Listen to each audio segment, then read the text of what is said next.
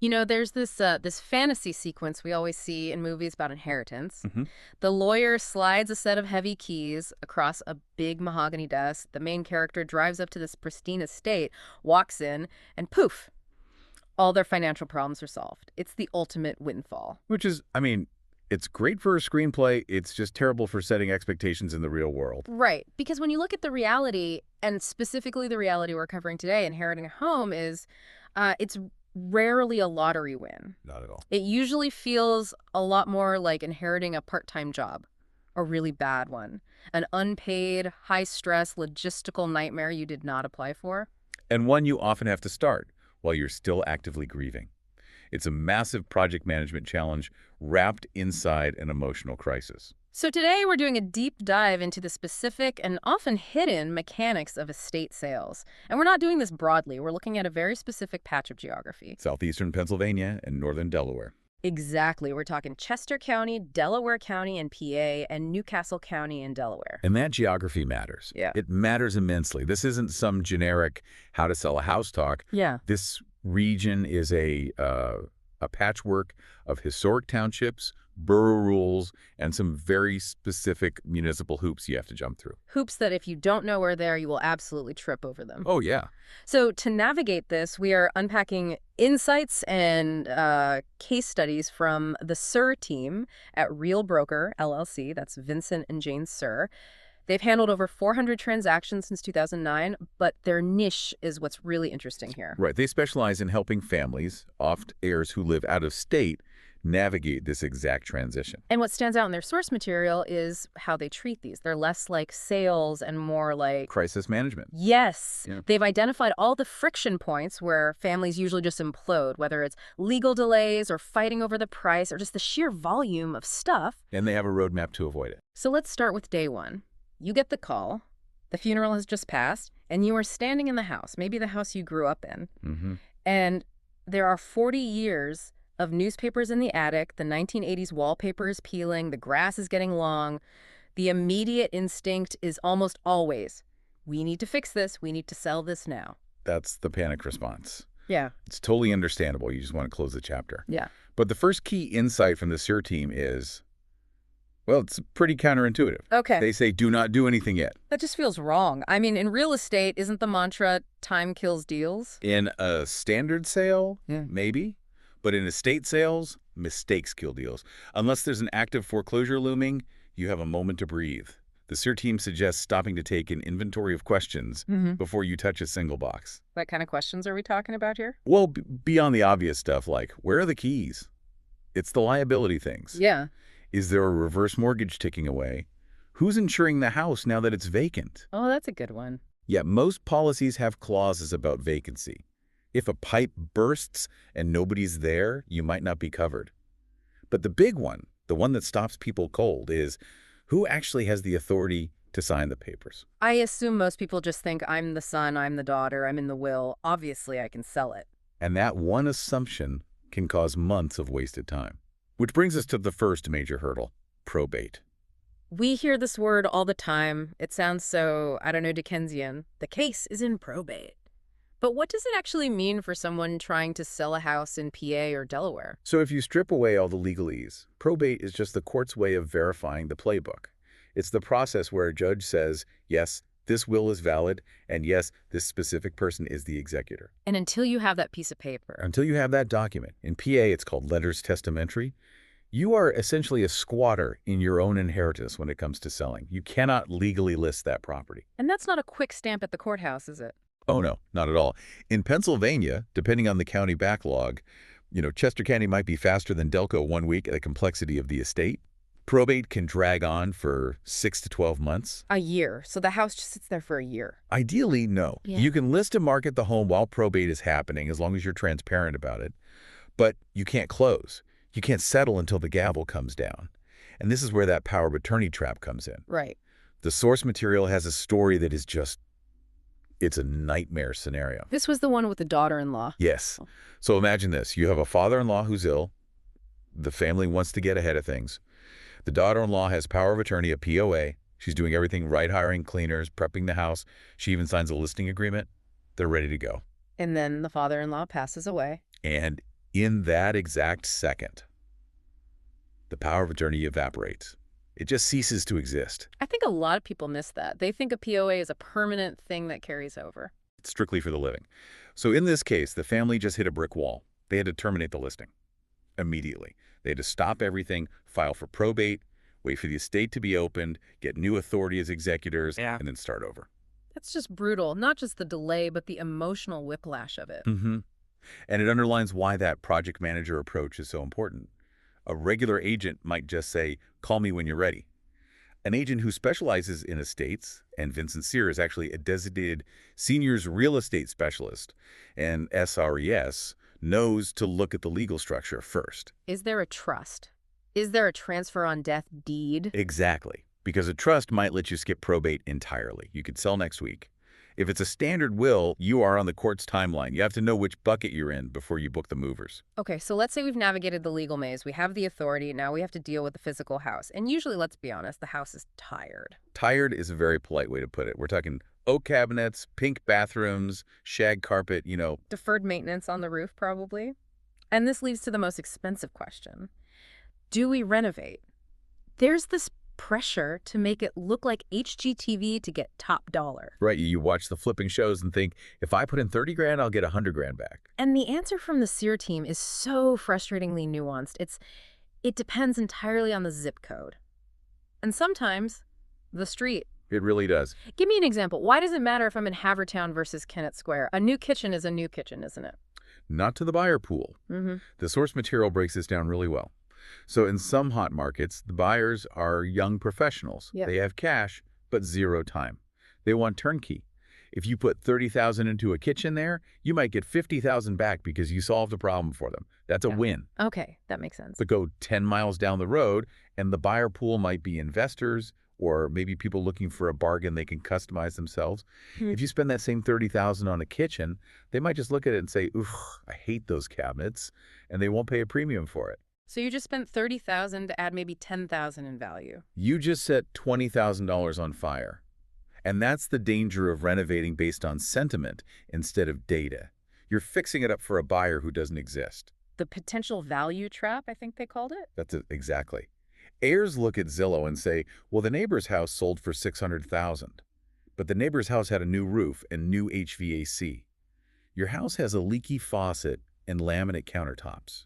You can't bridge that gap just by wishing for it. So sometimes the best strategy is just as is. And there's no shame in as is. In fact, it's often the highest net return. You have to look at the whole equation. Sale price minus repairs minus carrying costs. Let's talk about those carrying costs for a second. So if you spend 6 months renovating, that's 6 months of property taxes, 6 months of insurance, 6 months of heating an empty house. Not to mention the mental load. Right. If the net profit after all that work is only, say, $2,000 more than selling it as today, why would you do that to yourself? That part of the equation, the cost of stress, I think that's missing from most people's math. It is, and that leads to the other big friction point, family dynamics. Oh, I can only imagine. 3 siblings, 3 different ideas of what the house is worth. One thinks it's a gold mine because mom said so in 1995. One just wants the cash fast to pay off debt. Another one wants to keep it in the family. It's a recipe for war. So how does an agent mediate that without basically becoming a family therapist? By using cold, hard data. Transparency is the only thing that builds trust in that situation. The Cyr team talks about providing a broker price opinion that's backed by specific comps of homes in similar condition. So you're not comparing your apple to the neighbor's really nice orange. Exactly. Showing them, here's what a house with a 1980s kitchen actually sells for in this neighborhood right now. It aligns everyone's expectations, and it also protects the family from the sharks. You mean the we buy ugly houses people? The cash investors, yeah. They can smell blood in the water with estate sales. They know families are overwhelmed, so they come in with a quick cash offer, usually with a promise of no inspections. But it's a lowball offer. It's often 30 or 40% below what it's actually worth on the market. A good agent acts as a shield and says, no, even in this condition, the market value is significantly higher. I want to pivot to something that feels very, very specific to this Pay 8A region. And reading the source notes on this, it just sounds like a bureaucratic nightmare. The UNO. Use and occupancy permit. This is where deals go to die in southeastern PA. Explain this. Is it just a home inspection? No, and that is the critical distinction. A home inspection is for the buyer's benefit checking for a leaky roof. Hmm. A UNO is the government getting involved. In many townships in Delaware and Chester counties, you physically cannot transfer the deed until the municipality gives you a certificate. And I'm guessing every single township has the exact same rules to make it easy on everyone. Oh, if only. It's a complete patchwork. I mean, you can cross a street and be in a different township with completely different rules. Okay, give us some horror stories. What are we talking about? All right, take Kennett Square. They mandate a sewer lateral camera inspection. They literally send a camera down the pipe from the house all the way to the main street. If they find a crack, even a hairline crack that works fine, you might have to dig up the entire front yard to replace it. Wow. And you can't close until that's done. Correct. Or you have to escrow thousands of dollars. Or think about Haverford Township versus Radnor. Totally different point-of-sale checklists about sidewalks, curbs, smoke detectors. Or Newcastle County in Delaware. If there's a septic system, you need specific certifications. The source notes say that can be backlogged for weeks. So what happens to the out-of-state heir who doesn't know this? They get a buyer, they're ready to close. And 3 days before settlement, the title company or the township says, "Hey, where's your UNO?" And the sale just stops. The movers are booked, the buyer is ready to wire funds, and the whole thing just freezes. That is the hidden landmine. It is. And that's why the Cyr Team treats this as a day one item. Before a sign even goes in the yard, they're pulling the township code. If a sewer scope is required, they schedule it immediately. You have to know the liability before you even set the price. This really drives home that idea of project management over just sales, especially for those out-of-state clients. You mentioned a client from Nashville and another from Indiana. Yeah, think about the logistics of that. You're in Nashville. The house in Pennsylvania needs to be cleared out. 40 years of stuff. Furniture, clothes, tools, you name it. You can't do that on a weekend trip. And you definitely can't vet contractors from 600 miles away. Right. Who lets the painter in? Who checks if the lawn was mowed? Who meets the guy to pump the septic tank? The agent has to become the local eyes and ears. The Cyrs talk about coordinating clean-out crews, managing the edit of the house, deciding what stays and what goes. I saw a quote from the Indiana client that said something like, "Vincent always made me feel like I was right there." That's a huge trust hurdle to clear. It is. And it brings us to the financial side of all this, because it's not just about clutter, it's about tax timing. And we should say, we're not giving tax advice here. Please call your accountant. Definitely consult a CPA. But there is a concept called stepped-up basis that is critical in estate sales.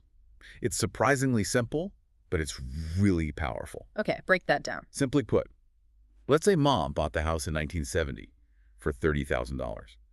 Today, it's worth $500,000. If she sold it while she was alive, she'd have a massive capital gain. Right, $470,000 of profit to be taxed. But if you inherit it, the value steps up to the current market value at the date of her death. So in the eyes of the IRS, your cost is now $500,000. So if you sell it for $500,000 pretty soon after inheriting it, You owe zero federal capital gains tax on the property appreciation. The profit is technically zero. that is a massive financial detail to know. It is. And it reinforces why timeline management is so important. If you let the house sit for 2 years because you can't decide what to do, and the market jumps to $600,000, now you might owe tax on that extra $100,000 gain. Plus, you've paid 2 years of property taxes and insurance. Indecision is actually expensive. Indecision is the most expensive thing in an estate sale. The goal isn't just highest sale price, it's highest net return. If you hold the property for a year to try and squeeze out an extra $5,000, but you spend $10,000 keeping the lights on, you lost money. That's the equation right there. It's not about the Zillow number, it's about the check that actually clears into the estate account. Exactly. So if we zoom out, we've got a listener who is maybe standing in that kitchen right now. They're overwhelmed, they're worried about probate, they're staring at those oak cabinets. What is the actual first step? The first step is to stop trying to solve every problem at once. You need a roadmap. An order of operations. Yes. Step 1, assessment. Don't call a contractor. Don't rent a dumpster. Call a professional who understands this intersection of probate and local real estate. Figure out your legal standing first. Do I have the letters testamentary? Can I actually sign that listing agreement? Right. Then get a cold, hard look at the numbers. As is versus renovated. And you need a partner who isn't afraid to tell you not to renovate. The Cyr Team's material explicitly says if selling as is makes more sense for your situation, we'll say that. You want someone aligned with your net outcome, not just a higher commission. It changes the whole perspective from how do we sell this house to how do we get through this transition with our sanity intact. And that leads to a provocative thought the source raises, almost between the lines. They mention that selling a home after a loss is different. It isn't just business. It's closing a chapter on a life. So the question I'd leave you with is this. When you're weighing that renovation or that extra month on the market, is the potential for a few $1,000s more in profit worth the stress? Or is your peace of mind actually the most valuable asset in the estate? That's a powerful place to land. Sometimes the best return on investment is just closure. And having the space to actually grieve instead of managing a construction site for 3 states away. Well, if you're navigating this maze in PA or Delaware, hopefully this gave you a compass. Huge thanks to the insights from the Cyr team for grounding this discussion in the messy reality of it all. It's a complex topic, but it's definitely manageable if you have the right map. Thanks for listening. We'll see you on the next deep dive.